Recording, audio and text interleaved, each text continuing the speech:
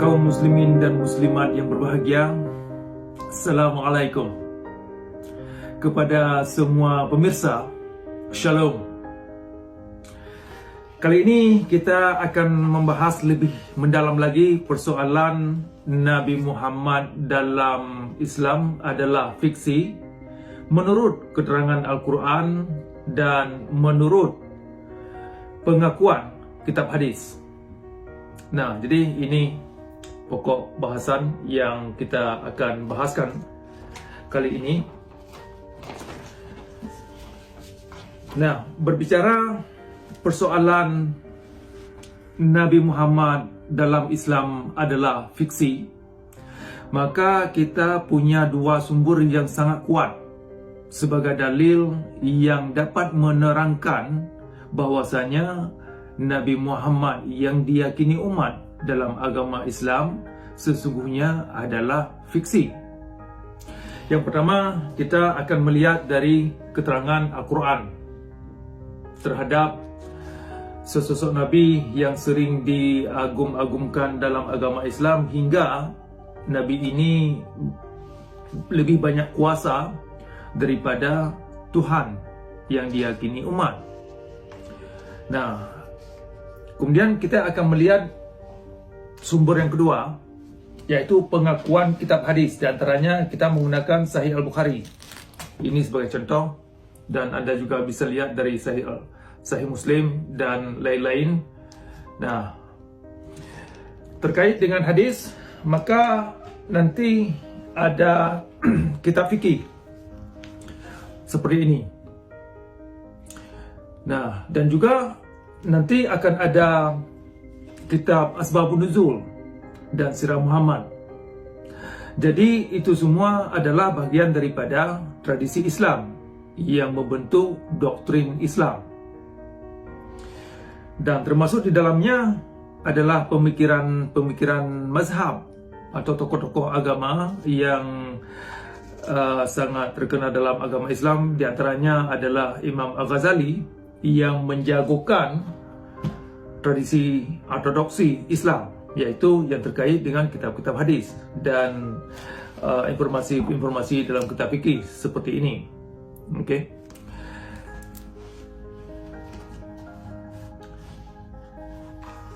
Nah, kita bisa langsung melangkah kepada yang pertama untuk melihat keterangan dari Al-Quran. Bahwasanya Al-Quran menolak konsep Nabi terakhir, dan Al-Quran juga menolak Rasul terakhir atau konsep Rasul terakhir.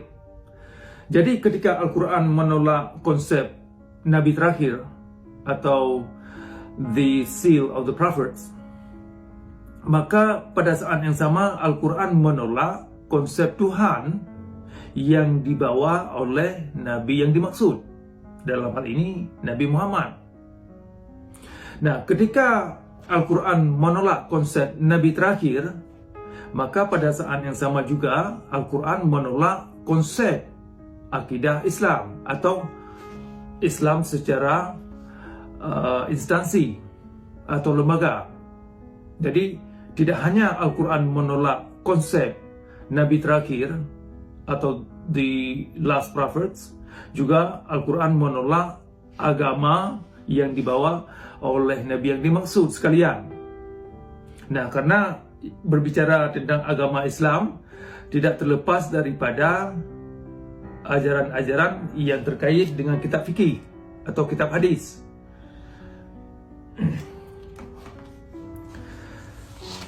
Jadi tadi saya menyebutkan persoalan Nabi terakhir yang sering dirumuskan dalam ajaran agama Islam atau literatur agama Islam, yang sering dikaitkan dengan ayat 40 surah 33 surah Al-Ahzab. Nah, untuk mengerti bahwasanya wa khataman nabi yang ada pada ayat 40 surah 33 bukan artinya nabi terakhir, bukan artinya rasul terakhir. Nah, ini pokok bahasan yang cukup mendasar. Nah, kemudian yang kedua terkait dengan ini, alasannya karena konsep Nabi terakhir atau Rasul terakhir sangat bertentangan dengan alam. Dan juga konsep-konsep hukum Tuhan yang dibawa oleh Nabi tersebut. Dalam hal ini, Nabi Muhammad. Jadi hukum Tuhan bertentangan juga dengan prinsip-prinsip alam. Nah, disinilah posisi Al-Quran atau keterangan Al-Quran menolak konsep-konsep Nabi terakhir atau the seal of the prophets.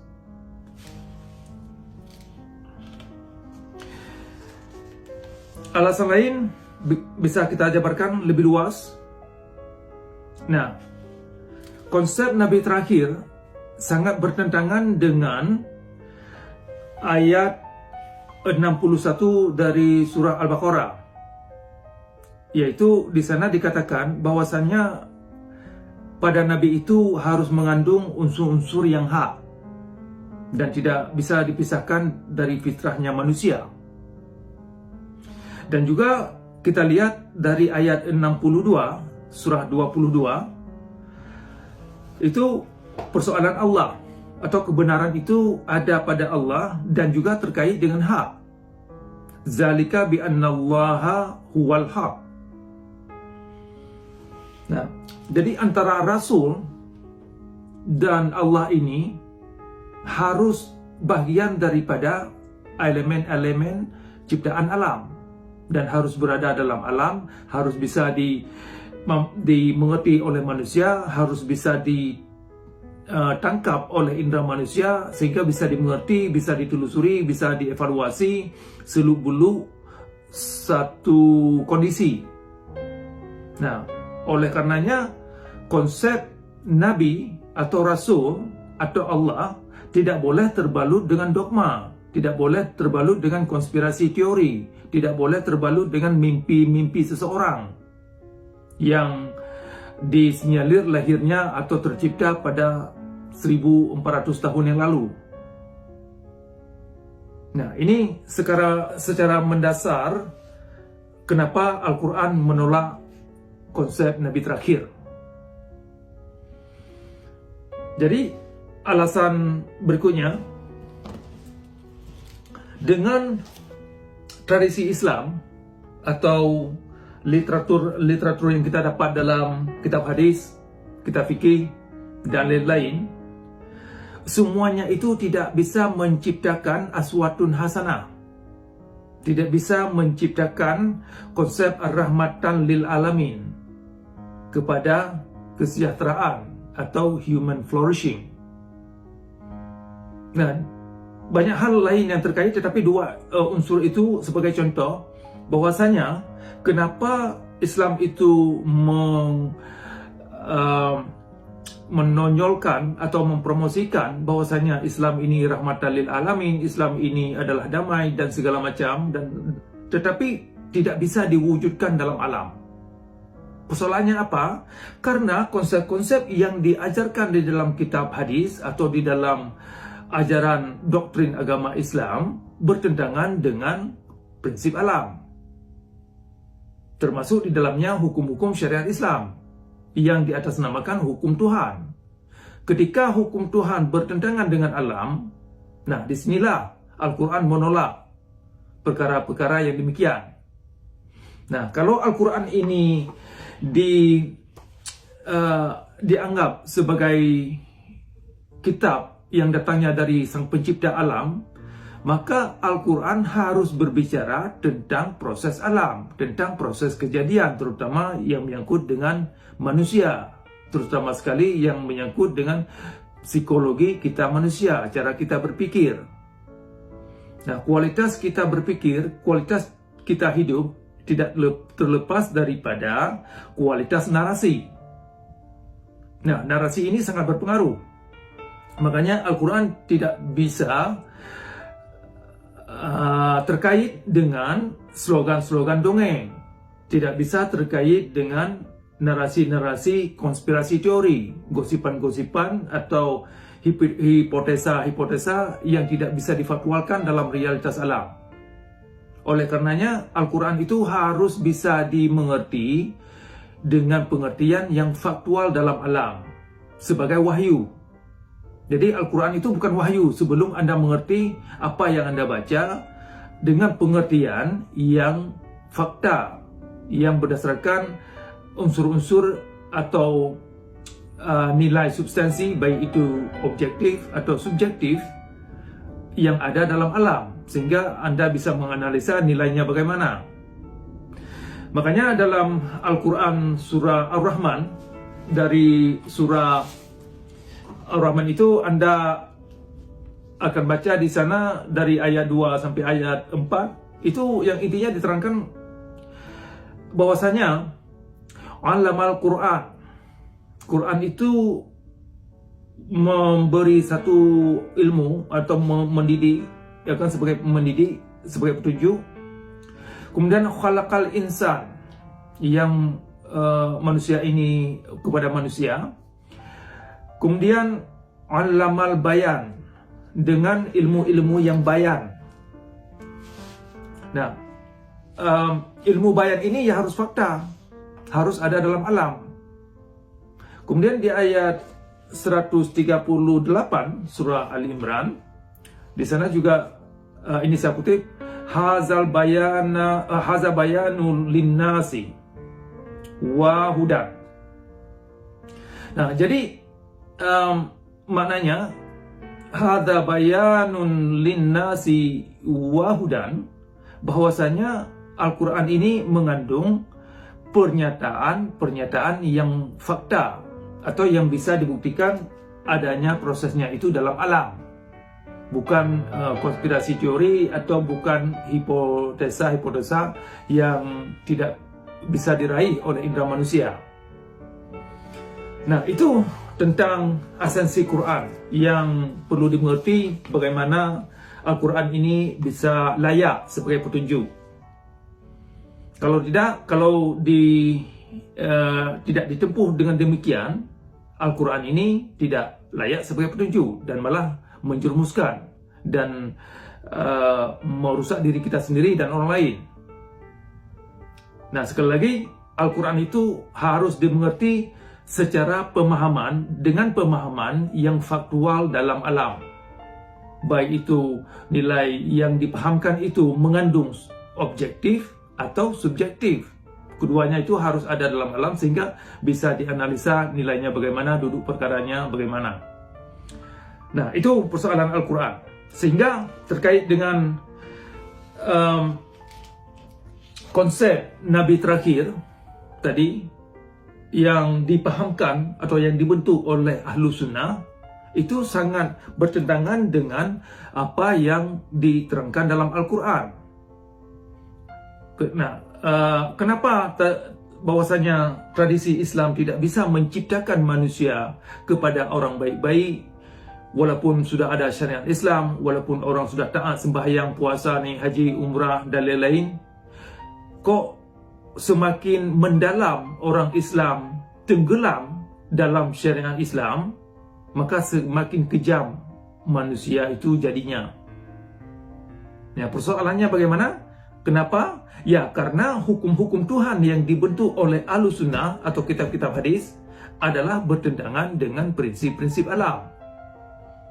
Nah, makanya Al-Quran menolak sangat jelas bahwasanya konsep-konsep yang demikian tidak bisa menjadi pegangan dan tidak layak sebagai petunjuk hidup. Oleh karenanya, definisi Nabi, definisi Rasul, definisi Muhammad dalam Al-Quran itu harus mengandung nilai yang bisa diaktualisasikan dalam alam. Karena kenapa? Karena nanti akan terkait dengan wa'ati'ullah wa'ati'ur Rasul, dan juga terkait dengan tuhibbunnallaha fattabi'uni yang Anda dapat dalam Al-Quran. Jadi itu dua dimensi dan banyak hal yang lain. Nah, fattabi'uni, ikutlah Allah, ikutlah Rasul, itu harus bisa ditelusuri oleh manusia, siapa saja. Ranahnya itu harus ada dalam alam. Jadi Rasul dan Allah itu tidak boleh terbalut dengan dogma, tidak boleh terbalut dengan konspirasi teori, tidak boleh terbalut dengan dongeng-dongeng dan mimpi-mimpi seseorang. Nah, makanya untuk manusia bisa mengikuti apa yang ada di dalam ranah Allah atau yang disampaikan Allah, maka Allah itu harus bisa dijamah oleh manusia itu sendiri. Sehingga Rasul yang dimaksud itu jelas apa yang dikatakan Rasul dan apa yang disampaikan oleh Nabi. Nah, makanya Nabi itu harus berada di dalam diri manusia itu sendiri, termasuk Tuhan atau termasuk Allah dalam hal ini. Apapun anggapan nama yang disebutkan nanti, tetapi yang jelas Allah itu harus faktual dalam alam.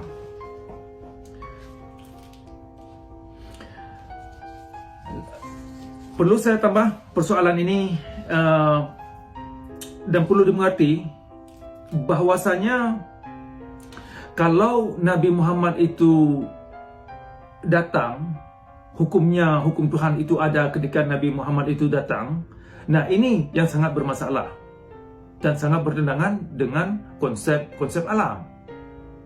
Jadi, hukum Tuhan atau hukum Sang Pencipta alam bukan lahirnya ketika adanya Sahih Al-Bukhari, bukan lahirnya ketika Nabi Muhammad yang disinyalir pernah lahir atau yang disinyalir oleh kitab Asbab Nuzul dan lain-lain pernah lahir pada suatu ketika di daerah tanah Arab yang demikian itu.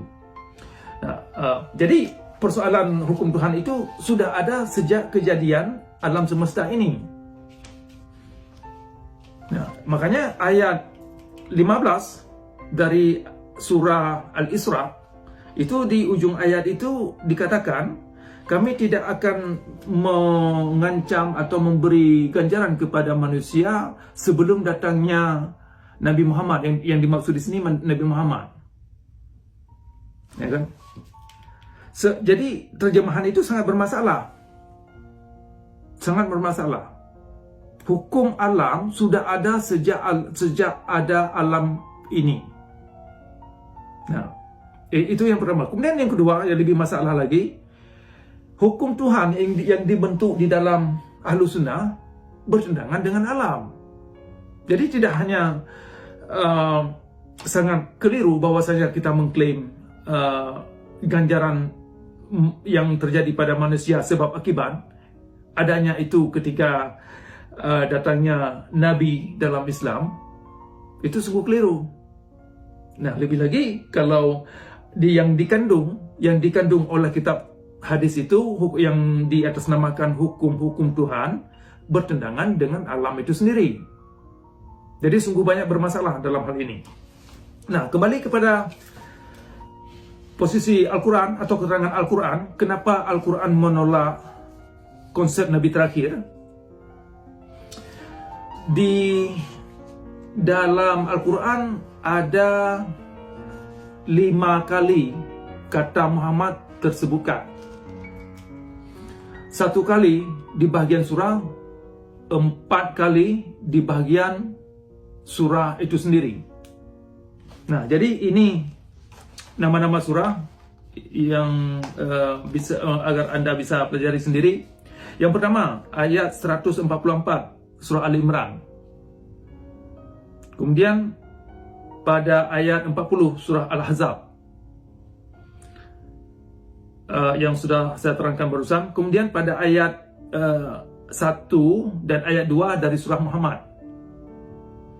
Kemudian yang terakhir pada ayat 29 dari surah Al-Fat, surah 48. Nah, tidak satu pun di antara tempat-tempat dan ayat-ayat yang saya sebutkan barusan kata Muhammad itu direferensikan kepada kitab hadis.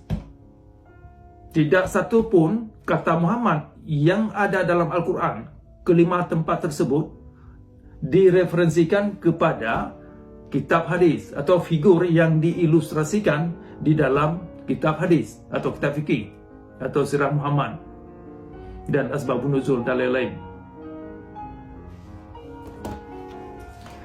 Nah, ingin saya jabarkan sedikit berbicara soal kata Muhammad. Ayat 29 surah Al-Fat. Muhammadun Rasulullah. Biasanya Muhammad itu tidak diterjemahkan. Nah, perlu dimengerti bahwasanya Muhammad bukan sesosok. Bukanlah sesosok seperti yang diterangkan oleh kitab hadis. Bukanlah sesosok seperti yang kita dapat di dalam buku-buku yang ditulis oleh tokoh-tokoh agama tentang Muhammad. Karena itu hanya tokoh yang diyakini. Misalkan banyak buku-buku yang telah dikeluarkan tentang Muhammad itu adalah berdasarkan ujungnya kembali kepada kitab ini. Apapun buku yang telah keluar yang bisa meluruskan duduk perkara apa itu Nabi Muhammad dalam Islam adalah Al-Quran dan hadis. Nah, menurut pengakuan hadis, dan nanti kita akan melihat bahwasanya Nabi Muhammad yang diilustrasikan di sini, yang diterangkan di dalam kitab hadis adalah sesungguhnya fiksi. Ini pengakuan hadis itu sendiri dan akan kita lanjut dan kemudian kita akan bahas setelah kita kupas persoalan keterangan Al-Quran dulu. Nah, tadi saya menerangkan bahwasanya Muhammadun Rasulullah pada ayat 29 surah Al-Fat. Muhammad itu perlu dimaknakan. Jadi ini terjemahan yang selayaknya. Bahwasanya Muhammad itu perlu dimaknakan kira-kira seperti sanjungan terpuji atau praiseworthy. Nah, jadi Muhammad itu adalah nilai karakter, bukan nama seseorang atau bukan nama nabi yang pernah ada, tetapi nilai karakter itu akan pernah ada sepanjang zaman dan di setiap komunitas terlepas agama mereka.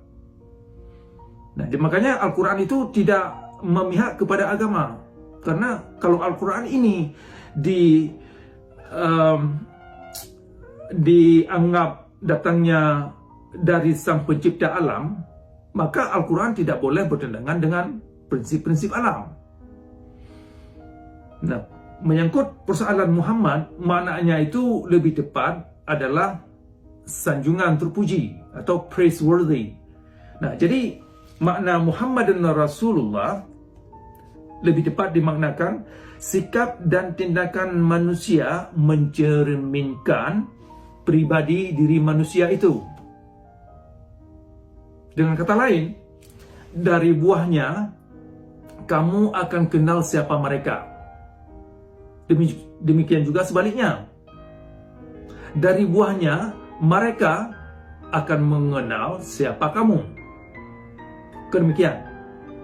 Nah, itu makna Muhammadun Rasulullah. Perlu dimengerti bahwasanya dalam Al-Quran itu tidak ada sunnah Nabi.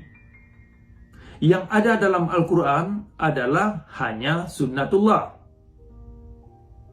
Nah, jadi persoalan adanya kitab hadis ini bukan bagian daripada kitab Al-Quran atau buku Al-Quran atau apapun nama Al-Quran yang Anda sebutkan.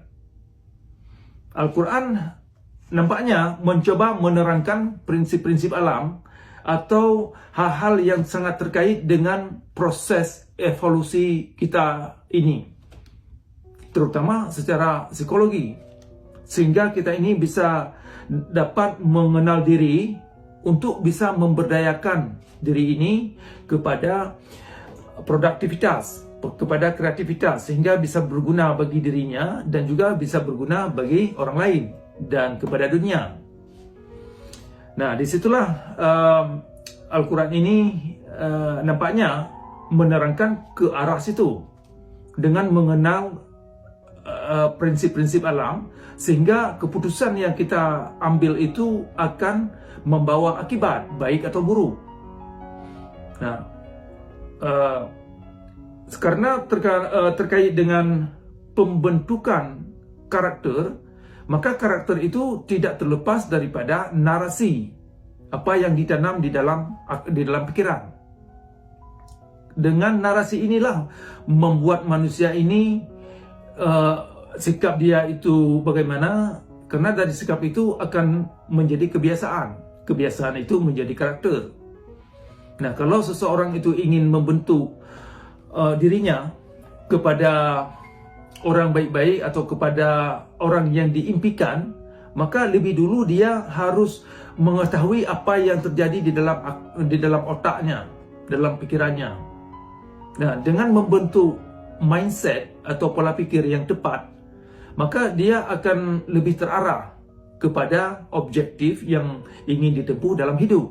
Sehingga hidup itu bisa dievaluasi dari bulan ke bulan, dari tahun ke tahun, sehingga hidup itu bisa memberi makna. Kalau hidup ini tidak bisa dievaluasi, hanya sekedar percaya buta, meyakinkan dengan sembahyang-sembahyang sebagai tobat, sebagai tujuan hidup, yang kita lihat nilai ritualitas yang ada dalam Islam tidak dapat dievaluasi dan tidak dapat mengacu manusia kepada manusia yang diidam-idamkan. Karena kegiatan yang ada dalam ritualitas sangat tidak terkait atau bertentangan dengan prinsip-prinsip alam. Jadi sekalipun seseorang sudah sembahyang, sudah puasa, sudah naik haji, sudah umrah dan segala macam, tidak bisa membentuk dirinya kepada orang yang produktif, yang kreatif, yang bermanfaat bagi dirinya dan orang lain. Nah, kalaupun dia bilang taat sudah begitu alim dalam beragama, bukan berarti dia moralitasnya baik, bukan berarti dia nilai-nilai spiritualitasnya itu sungguh otentik. Yang kita lihat kebanyakan orang yang sudah pulang dari haji malah perangainya itu sangat memprihatinkan. Artinya segala ibadah ritual yang sudah dilakukan tidak membawa dirinya kepada orang baik-baik. Nah, sehingga nilai taubat atau tujuan taubat yang hendak dicapai hasilnya sungguh semu dan sungguh hampa. Dan itu akan kita perdalam ketika kita membahas kitab hadis. Nah, itu adalah sekilas tentang keterangan dari Al-Quran. Jadi saya ulang ini, bahwasanya di dalam Al-Quran itu tidak ada konsep sunnah Nabi. Yang saya maksud adalah sunnah Nabi yang diterangkan dalam kitab hadis. Tetapi yang ada dalam Al-Quran adalah sunnatullah. Nah, itu tentang keterangan bahwasanya Al-Quran menolak konsep Nabi terakhir dan Rasul terakhir. Tadi saya sudah terangkan alasan-alasan kenapa Al-Quran menolak konsep Nabi terakhir atau Rasul terakhir. Nah, sekarang kita akan melangkah untuk melihat keterangan yang ada di dalam kitab hadis ini, di antaranya kitab Sahih Al-Bukhari. Kita tidak akan membahas satu persatu karena banyak sekali narasi-narasi yang dikandung oleh kitab, tetapi kita akan melihat dari struktur dan esensi dan poros orientasi hadis. Nah, pertama, menurut struktur hadis atau rawian otoritas menerangkan bahwa Nabi Muhammad adalah fiksi. Saya ulang, menurut struktur hadis atau rawian otoritas menerangkan bahwa tokoh atau Nabi Muhammad yang diilustrasikan di dalam kitab hadis menunjukkan bahwa Nabi tersebut adalah hanya tokoh fiksi. Kemudian yang kedua, melihat dari esensi hadis atau intisari daripada hadis itu sendiri, menunjukkan bahawa Nabi yang diterangkan di dalam isi hadis menunjukkan bahawa Nabi tersebut adalah fiksi. Ya. Kalau anda masih belum tahu apa itu fiksi, fiksi artinya tokoh tersebut tidak sebenarnya ada dalam realitas alam, tidak pernah ada. Kalau yang dimaksud tokoh yang pernah lahir dari keluarga tertentu, misalkan dari keluarga Abdullah, ya kan? Itu yang saya maksud fiksi. Kemudian yang ketiga, sisi ketiga, melihat dari poros orientasi hadis itu sendiri, ya kan? Poros orientasi argumen yang dibangun di dalam kandungan hadis itu sendiri menunjukkan bahawa Nabi Muhammad adalah sesungguhnya fiksi. Nah, itu sudah 3 elemen, 3 dimensi. Melihat dari struktur atau narasi otoritas, melihat dari esensi hadis atau intisari yang dikandung hadis, kemudian melihat dari poros orientasi argumen yang dibentuk oleh hadis itu sendiri. Ketiga-tiga dimensi ini menunjukkan bahwasanya Nabi Muhammad yang diterangkan di dalam kitab hadis sesungguhnya adalah tokoh fiksi.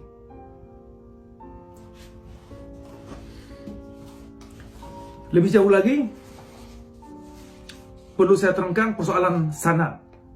Karena dalam tradisi Islam atau tradisi hadis ada sanad.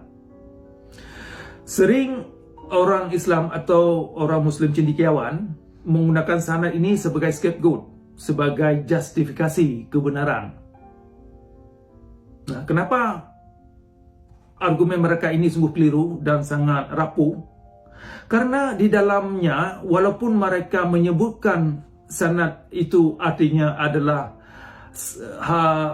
science of hadis, atau ada science di dalam kitab hadis, ini sungguh keliru. Karena di dalam Islam itu sendiri bukan agama sains, tetapi agama keyakinan. Makanya ada rukun iman, percaya buta kepada yang tidak berfakta dalam realitas alam. Nah, itu landasan akidah. Nah, makanya sanad yang sesungguhnya perlu dimengerti bahwasanya sanad artinya adalah metode penipuan demi agama. Itu kerangka sanad. Kalaupun dibalut dengan makna-makna lain, yang sesungguhnya sanad dalam tradisi hadis artinya adalah metode-metode penipuan demi agama, demi menegakkan agama, atau demi menegakkan doktrin agama. Makanya perlu dimengerti bahwasanya label yang ada di dalam ilmu agama itu bukan patokan kebenaran di dalamnya. Banyak sekali dimensi-dimensi yang bisa kita terangkan yang bermasalah. Misalkan istilah aswatun hasanah itu sering digunakan untuk mengajarkan umat orang baik-baik, tetapi yang dikandung oleh aswatun hasanah ternyata kerja Nabi, yaitu yang kita lihat dari syariat Islam, ternyata kerja-kerja zalim. Makanya penegakan syariat Islam sesungguhnya adalah penegakan kezaliman Nabi Muhammad dalam beragama. Jadi kalaupun dibilang amar ma'ruf, kalaupun dibilang itu adalah bagian daripada ihsan, itu semua kan omong kosong. Perlu Anda lihat isinya itu apa, yang dikandung oleh bungkusan itu apa. Sama juga dengan istilah sahih. Silakan Anda lihat. Ini ada kata sahih. Ini bukan artinya autentik, walaupun dibilang sahih. Jadi kebanyakan orang Islam terperangkap dalam slogan, terperangkap dalam reklame atau di dalam label. Oleh karenanya perlu akal pikiran dalam menelaah ini. Dan silakan Anda kaji sendiri apa yang sudah saya terangkan sejauh ini. Berikut, kita melangkah persoalan Islam. Karena tadi saya terangkan waktu kita mulai sesi ini bahwasanya Al-Quran menolak konsep Nabi terakhir dan juga Al-Quran menolak konsep Rasul terakhir. Ketika Al-Quran menolak konsep Nabi terakhir, maka Al-Quran juga menolak konsep agama yang dibawa oleh Nabi tersebut. Dalam hal ini Nabi Muhammad. Oke? Nah, kita melihat beberapa hal yang sangat penting saya angkat ke permukaan. Bahwasanya kata Islam yang ada dalam ayat 19 dan ayat 85 surah Ali Imran bukan artinya agama yang diterangkan oleh kitab hadis. Oke, bukan artinya agama yang diterangkan oleh kitab Asbabun Nuzul. Bukan artinya agama yang diterangkan oleh kitab fikih. Bukan artinya agama yang diterangkan oleh para mazhab atau tokoh-tokoh agama seperti Imam Al-Ghazali yang menjagokan Islamic Orthodoxy atau Islam radikal, Islam yang mematikan akal pikiran. Jadi kata Islam yang ada di dalam ayat 19 dan ayat 85 dari surah Ali Imran itu bukan artinya agama yang bersandar kepada rukun Islam.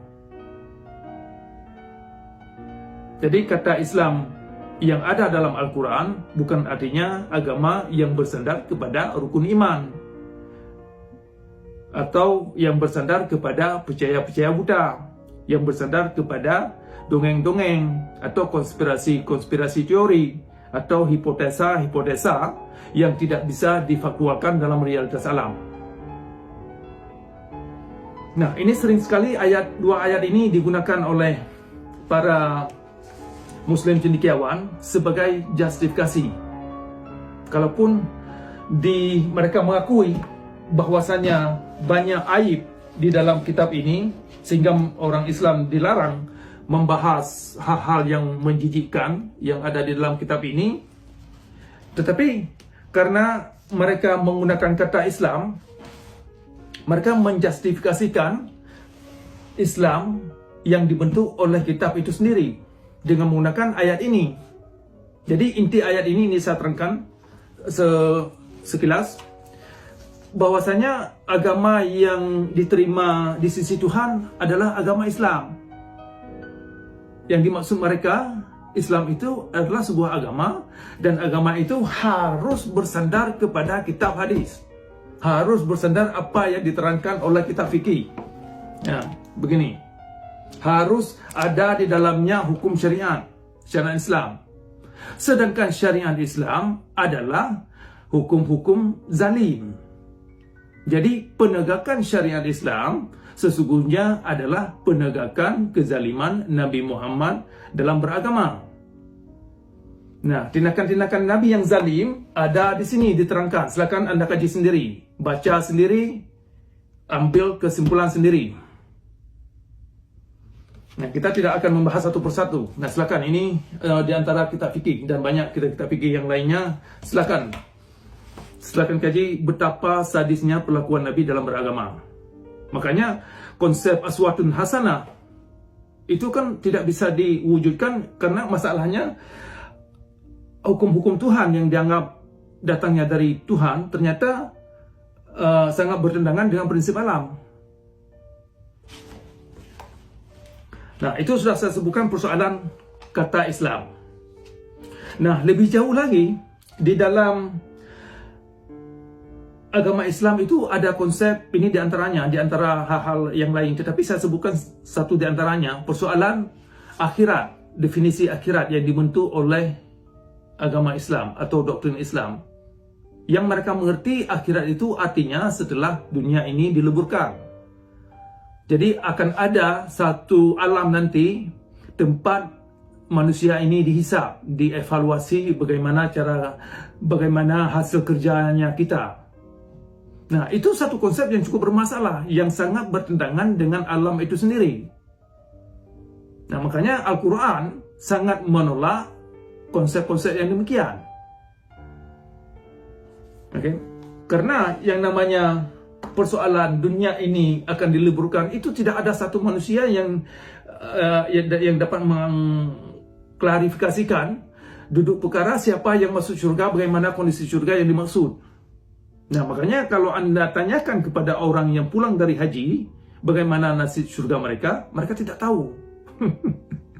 Mereka tidak mengerti kondisi syurga yang mereka cari. Karena itu persoalan keyakinan akan adanya dunia yang lain, tempat mereka memperoleh hasil dari kerja apa yang pernah dilakukan ketika mereka hidup. Itu adalah konsep-konsep yang sangat menjerumuskan, sangat berdongeng. Jadi konsep akhirat yang dibangun di dalam tradisi Islam tidak lebih adalah hanya satu hipotesa atau konspirasi teori. Jadi hipotesa yang demikian tidak dapat difaktualkan dalam alam. Substansi dan nilainya itu bagaimana? Nah, disinilah masyarakat Islam tenggelam dan terjerumus dalam kenestapaan, sehingga tujuan hidup pun tidak dimengerti apa tujuan hidup, dan tentunya tidak bisa dievaluasi, dan hasil nilai hidup mereka selama hidup ya tidak begitu bermakna, karena hanya bergantung kepada ritualitas yang buta. Nah, itu persoalan Islam. Kemudian tadi saya menyebutkan bahwa Al-Quran juga menolak konsep Tuhan yang dibangun oleh Ahlus Sunnah. Nah, jadi kita akan menerangkan sedikit persoalan Tuhan yang dimengerti oleh Ahlus Sunnah. Nah, bahwasanya sebab akibat yang diterangkan oleh kitab hadis itu sangat bertentangan dengan apa yang ada dalam alam, apa yang kita lihat dalam alam. Jadi hukum Tuhan yang diterangkan oleh kitab hadis atau kitab Ahlus Sunnah sangat bertentangan dengan konsep-konsep alam. Makanya rukun Islam itu sesungguhnya adalah rukun dongeng. Kenapa saya bilang rukun dongeng? Karena segala ibadah yang Anda tempuh atas dasar rukun-rukun tersebut, hasilnya tidak bisa Anda faktualkan dalam realitas alam. Dan tidak bisa Anda faktakan. Hasilnya sungguh semu dan sungguh berdongeng. Nah, kenapa demikian? Ya, karena di dalam rukun Islam itu kan bagian daripada rukun Tuhan. Tuhan memerintahkan pulang-pulang, harus sembahyang, harus puasa, harus naik haji, harus bersyahadat, dan lain-lain. Dan hasilnya itu Tuhan akan memberi pahala, kira-kira demikian, akan mendapat syurga, akan mendapat bidadari dan macam-macam. Nah, tetapi hasilnya itu bukan ketika kita masih hidup, tetapi disuruh tunggu kita setelah kita mati nanti.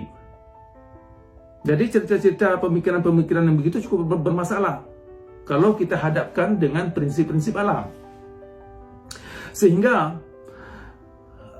pemikiran yang ada dalam tradisi Islam, yaitu manusia itu akan menyadari siapa Tuhannya, bagaimana nilai hasil yang pernah dibuat selama dia hidup ketika dia masuk kubur. Ini kan persoalan-persoalan yang sangat bermasalah, atau hukum-hukum Tuhan yang sangat bermasalah. Nah, kalau Tuhan tidak mengerti bahwasanya ketika Anda sembahyang, dia masih menanyakan kepada Anda, Man Rabbuka, ketika Anda masuk kubur, berarti Tuhan sungguh tidak mengerti bahwa apa yang Anda sembah. Nah, kan?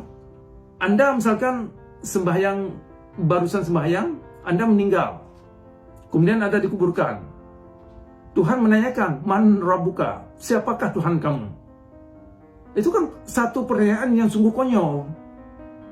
Jadi kok Tuhan menanyakan hal yang demikian, apa dia tidak tahu apa yang kita lakukan barusan atau kemarin hari? Nah, inilah persoalan yang sangat rancu yang dibangun oleh Ahlus Sunnah. Jadi konsep Tuhan dalam Islam itu sangat bertentangan dengan konsep-konsep alam. Yang saya maksud, hukum Tuhan yang dirumuskan oleh Ahlus Sunnah yang ada dalam tradisi Islam adalah bertentangan dengan konsep-konsep alam. Oleh karenanya, Al-Quran menolak konsep Tuhan yang dibentuk oleh Ahlus Sunnah atau dalam tradisi Islamic Orthodoxy atau Islam yang ortodok.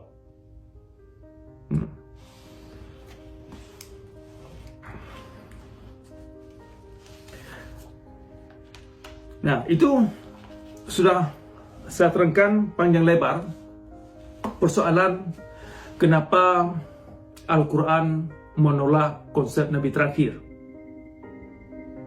Jadi saya ulang sebagai rangkuman, ketika Al-Quran menolak konsep Nabi terakhir yang ada dalam agama Islam, maka Al-Quran juga menolak konsep Tuhan yang dibawa oleh Nabi tersebut, yaitu Nabi Muhammad. Nah, ketika Al-Quran menolak konsep Nabi terakhir, yaitu sudah termasuk konsep Rasul terakhir. Nah, yang intinya, menurut Al-Quran, menurut keterangan Al-Quran, Nabi yang ada dalam ajaran Islam sesungguhnya adalah fiksi.